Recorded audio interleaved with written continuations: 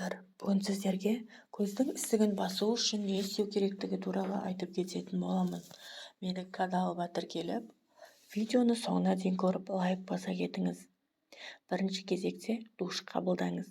Яғни бірде салқын, бірде жылы сумен жуыну арқылы көз айналасындағы теріні ылғалдандырып алыңыз.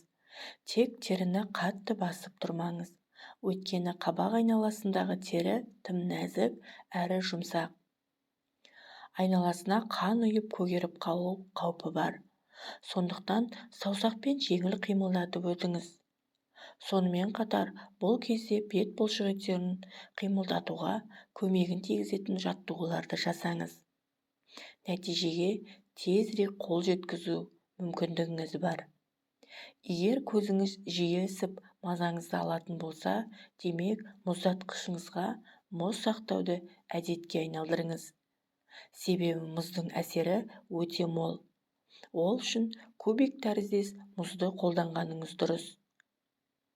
Мұзды қолданбас бұрын қайнаған суға пакеттегі шайды демдеңіз. Мейлі ол қара шай, мейлі ол көк шай болсын. Бастысы хош иістендірілген шай болмағаны дұрыс.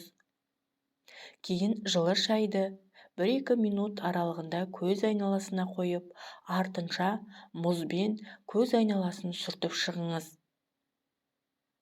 Мұз сіз үшін қарапайым су емес, минералды сусын немесе ромашка араласқан суды пайдалансаңыз, әсері мол болады. Сонымен қатар жаттығулар жасаңыз. Жаттығулардың бұл түрі көз айналасындағы теріні жақсартып қана қоймай, ісікті қайтаруға да себептерін тигізеді. Алдымен басыңызды бір қалыпты күйде ұстаңыз. Көзіңізді айналдырып шығыңыз. Кейін қарсы бағытқа қарай айналдырыңыз. Мұнан соң жоғары төмен, оңға солға қараңыз. Көзіңізді барынша жұмыңыз. Мұнан соң ашыңыз. Осылайша 3 рет қайталаңыз. 15 минут 3 рет қайталасаңыз жеткілікті. Қабаққа арналған массаж ісікті тезірек кетіруге де көмектеседі. Саусақтың ұшымен ісік пайда болған қабақ айналасын уқалап шығыңыз. Бағытыңыз 2 түрлі болсын. Алдымен көздің шеткі бұрышынан қабаққа қарай және керісінше жасайсыз. Жоғарыда ұсынылған кеңестерді орындап шықсаңыз, енді шай ішіп бойыңызды сергітіңіз. Лимон мен немесе бал араласқан көк шай ағзадағы артық сұйықтықтарды тезірек шығаруға көмектеседі. Көк шайдан бөлек зәр айдайтын өзге де дәрілік тұнбаны ішуге болады. Бұл ісікті тезірек кетіреді. Тағы бір айта кететін жайттың бірі, жарты шай қасық ас тұзын аз ғана жылы суға араластыру қажет болады. 2 мақта тампонын суға батырып көзіңізге қойыңыз. 10 минуттан соң жылы сумен шайыңыз.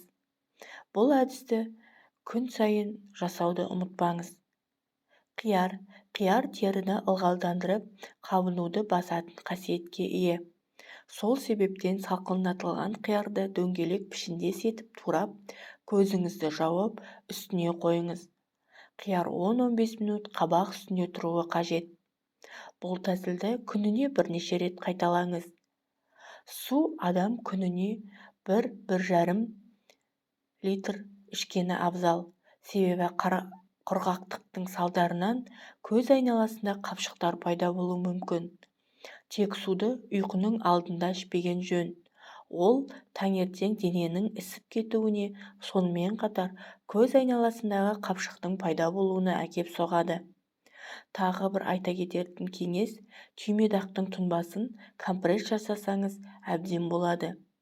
Ең бастысы, ұйқы режиміңізді бір қалыпты ұстай біліңіз. Әйтпесе, көз айналасындағы қапшықтар мен ісіктен арылу қиынға түседі.